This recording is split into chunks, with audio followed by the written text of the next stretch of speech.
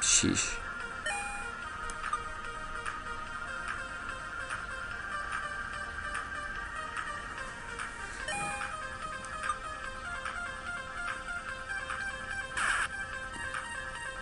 Do do do do do do. And this music here becomes like sort of Bradley's boss battle theme. I didn't actually, I mean, I didn't really, like, blah.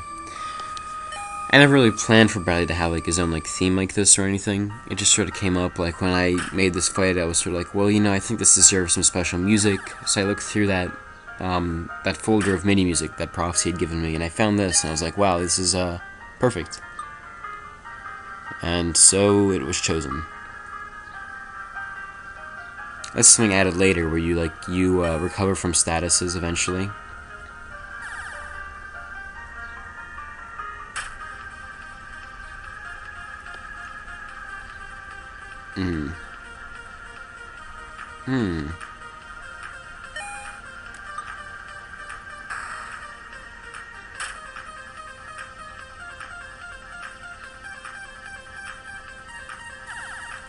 Do do do do do. It's just too bad. The game runs fine on my computer when I'm not recording, but when I am, it's unfortunate. Anyway, we're gonna... Frozen. I was gonna show you the fuse bomb, because I haven't actually done that yet for this commentary. Luckily, Bradley just keeps using Freeze Ray, which is really weak in terms of damage. Let me try that again. What? One thing that's unfortunate is that if you use a battle item but you're still too frozen to use it or whatever, you don't actually get it back afterward. So you sort of end up like using it but not actually using it. Which is sort of a bug, but not really. I forget now why I made it that way, but there was a good reason. It was like to prevent something. I would think about it and give you a straight answer why right now, but I can't because I'm busy focusing on this fight. Anyway, I officially have no more fuse bombs to use, but that is cool. I'm cool with that. Alright.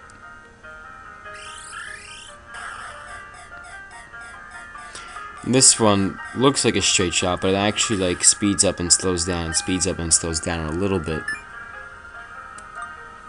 So it's not just like a straight line. Here we go.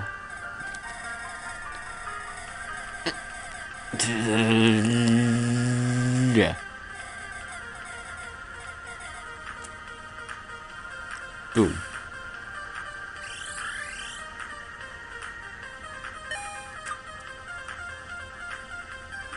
There you go. Just waiting for that. Okie dokie.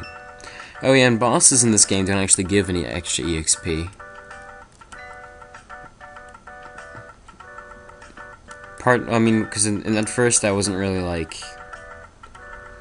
certain on a way a situation where I'd want that to happen. And eventually I figured, I mean, it doesn't really like... It's not really necessary because the regular enemies give you enough of an EXP curve. It sort of works on its own. Doesn't really need any extra like level input from the bosses or anything.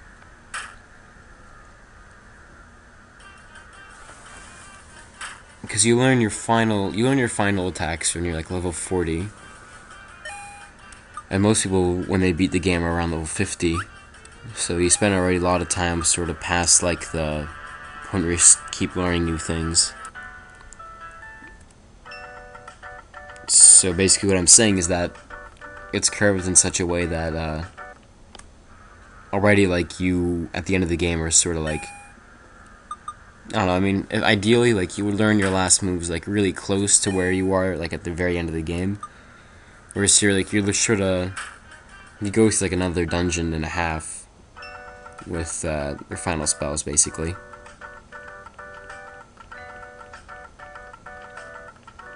you know. Just gonna grab a chest over here. Yeah, I have like these little navy enemies, but they're really like the level 1 navy guys from the first like area, and they're really easy to kill. So that's cool. And I throw them in again later at the last dungeon. A little bit, just for fun.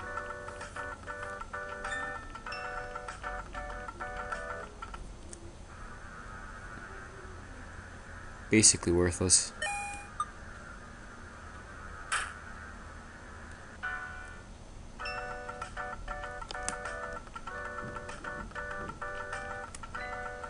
I really have no idea how long I've been recording for right now. We're just gonna keep on playing till I get bored and then end up splitting it around later. Or God forbid, it doesn't save and I have to re-record like everything. Ugh, that would suck.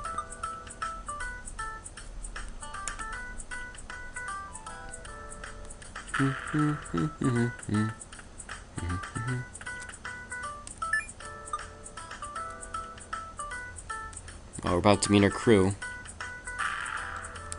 This is sort of a big moment in the game, where finally everyone meets up for the first time and we're all pals.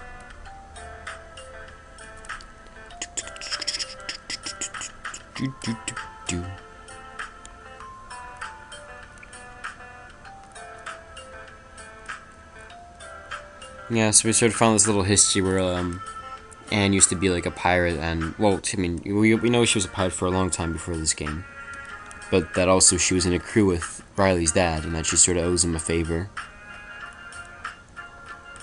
And there was a period of time where I sort of briefly actually considered expanding upon that, maybe like showing their entire crew or something, but I don't know.